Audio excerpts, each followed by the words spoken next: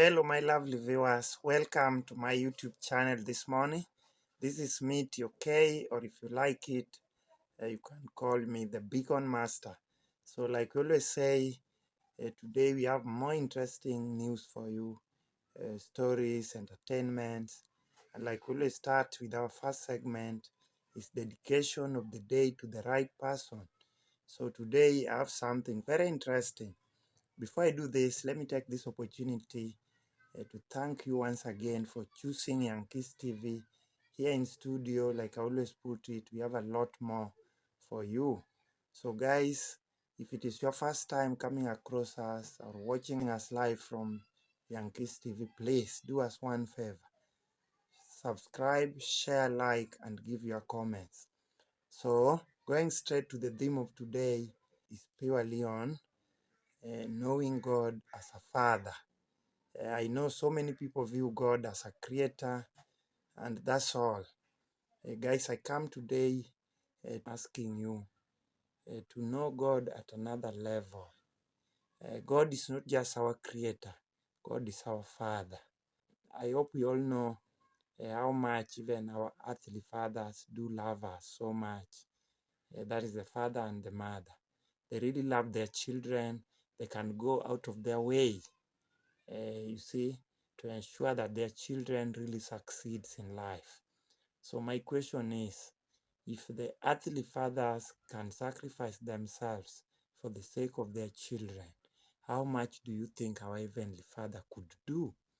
So I want us to consider certain, you see, scenarios. So God is much more than just a creator up there looking at us, whether we are making mistakes or not, and write them down, awaiting for the judgment day just to condemn us and, you see, to put us off.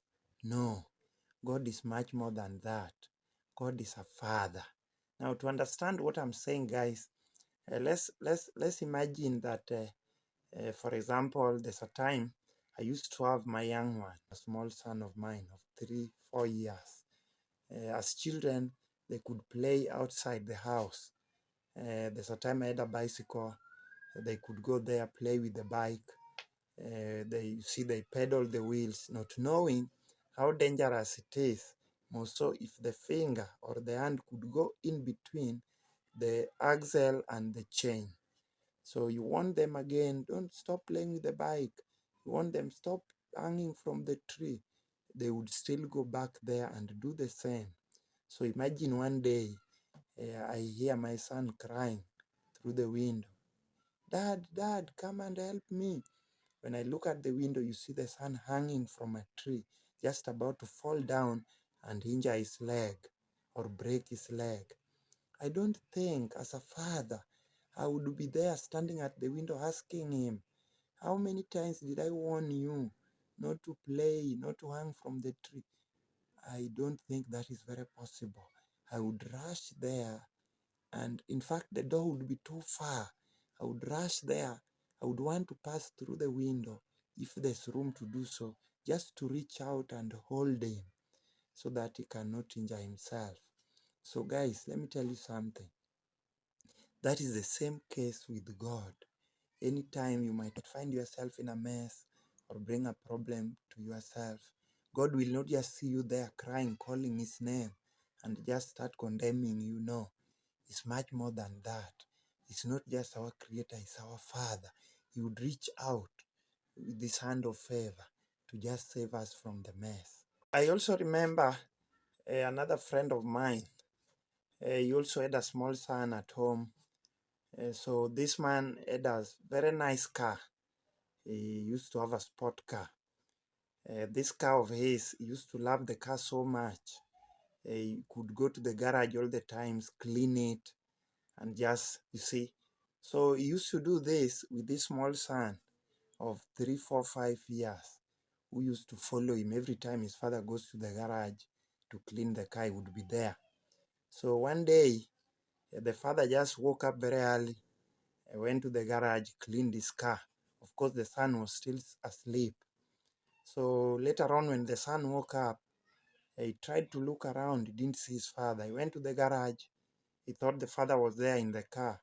he didn't see the father.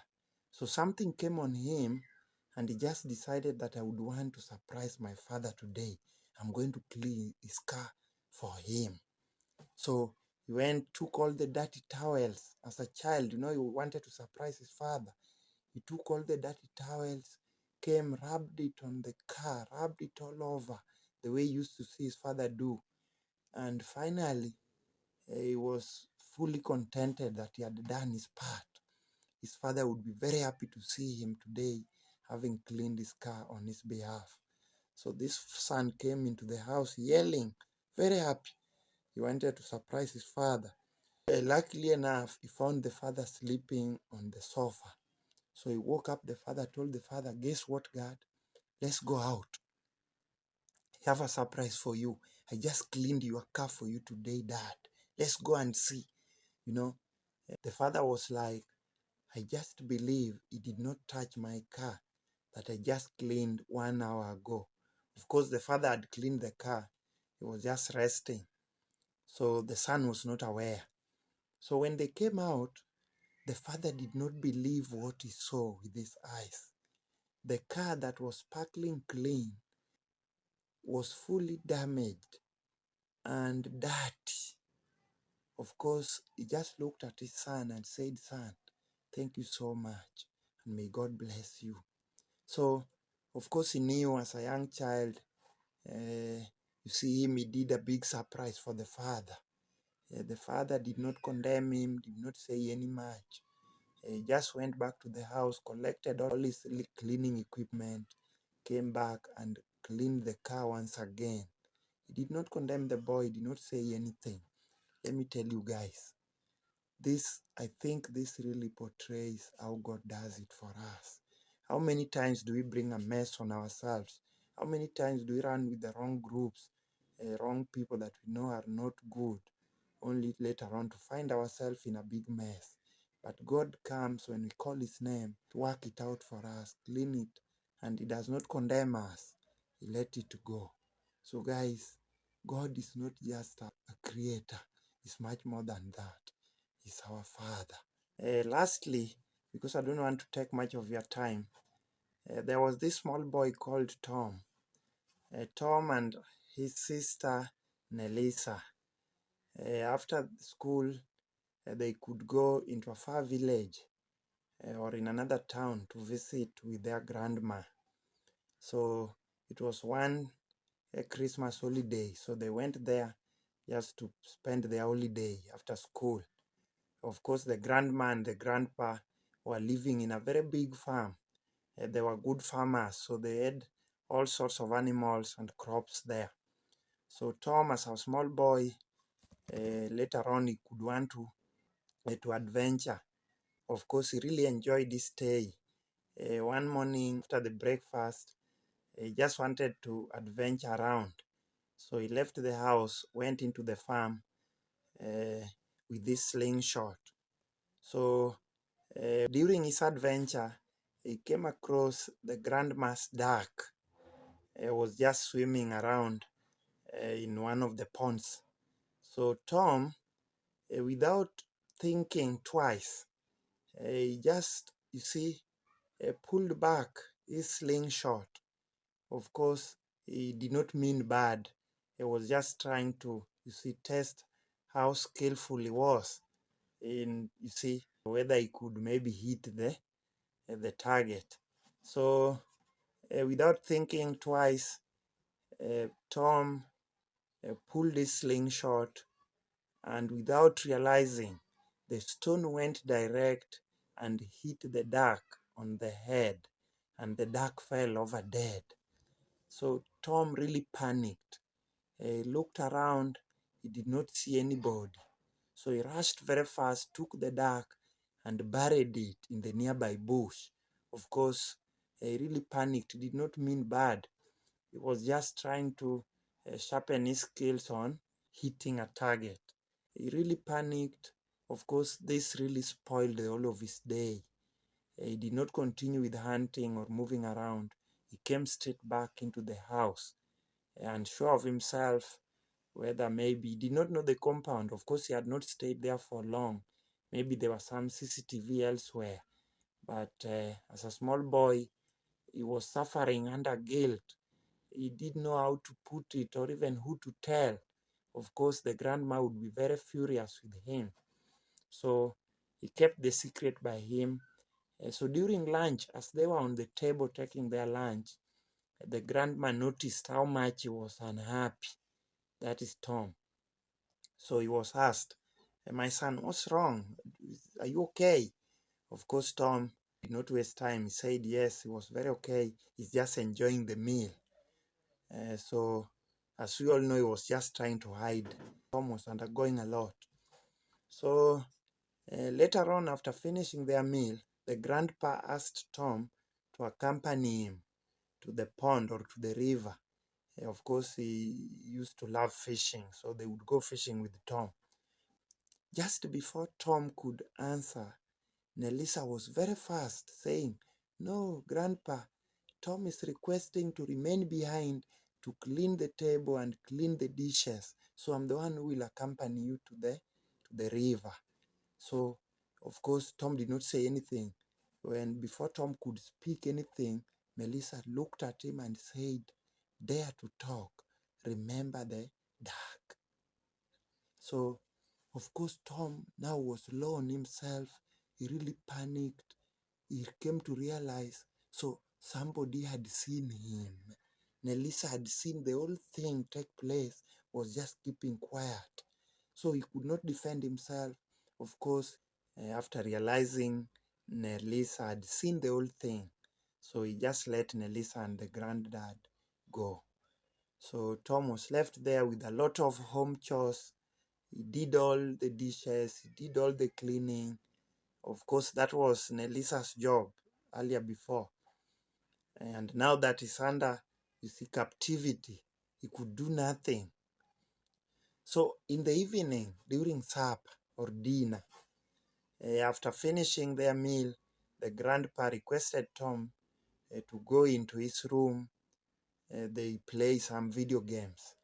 Nelisa again, "Grandpa, no, Tom is requesting to remain behind to clean the table and clean the dishes. I'm the one who will play game with you."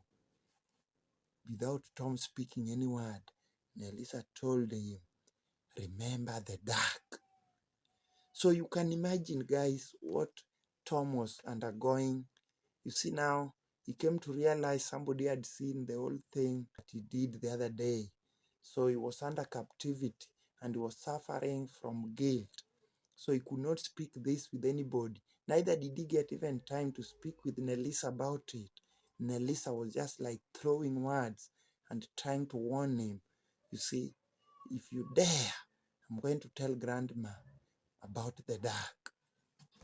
So the same thing repeated itself the following day again. The grandpa was, after lunch, was going to the nearby mall to do some shopping. He asked the son, or Tom, would you mind going with me to the shopping mall?" Without speaking any word, Nelisa was there again saying no. Tom would want to remain to do the cleaning. So the whole thing continued and continued. After 1, 2, 3, 4 weeks, Tom was, you see, weary. Tom was unhappy. Tom became thin. He did not enjoy his life anymore at the grandma. He was doing all sorts of activities, both his and Nelisa's. So Tom's really suffered, guys. So long story short, later on, Tom became tired of this kind of life, of suffering. See, all the duties are under him. As a small boy, he became weary, unhappy. He developed some fatigue in him. Tom one day decided to hell with it. So he went straight to the grandma. He found the grandma in the kitchen. Of course, he didn't know how to start. He was there shedding tears and crying. The grandma noticed his son at the door, called him, "Tom, what's wrong? Come, my boy, tell me." So Tom, you see, Tom did not know how to start, but he gathered some courage and told the grandma that, "I'm very sorry, grandma. I accidentally killed your duck and buried it in the forest. Please forgive me." So guys, do you know what? The grandma, of course, Tom knew it would be very horrible telling the grandma this ordeal. Maybe he would be chased out of the home, maybe he would be punished. But the grandma went straight and hugged his son, or the grandson for that matter, gave him a kiss and told him, "Tom, remember this. The day the whole thing was happening, I was standing at the window and I saw it all. But I was just waiting for you to see whether, for how long will you take to come to me and ask for the forgiveness. In fact, I forgave you the very day I saw it happen." Let me tell you guys, I don't want to take much of your time. Maybe you are suffering from guilt, something that you slipped over, something that is a past tense, something, a small mistake that you made or you brought on yourself. Let me tell you, God saw it and he was standing at the window. He saw the whole thing happen. And good news is this, he already forgave you. He's just waiting for you and me to see for how long are we going to allow the devil to rule it over. For how long are we going to allow the devil to make us suffer and for us to suffer under captivity of the enemy? Please guys, our God is not just a creator looking at how many mistakes we make, just waiting for the judgment day to condemn us. No, he's stretching forth his hand of forgiveness, his hand of favor, his hand of, you see, restoration. So guys, come over it. God has forgiven you and me. For how long will we suffer? Yet they're already forgiven. Jesus did it at the cross. So guys, I don't want to take much of your time. My message of today is that, and my prayer for you, all the viewers of Yankees TV, all the subscribers of Yankees TV, all the friends, please, I'm asking God to give you another understanding so that you may know him not just as a creator, but as a father. So that even if you are overladen, come back to the Father, because his hand is stretched out towards me and you for forgiveness, for restoration. Amen.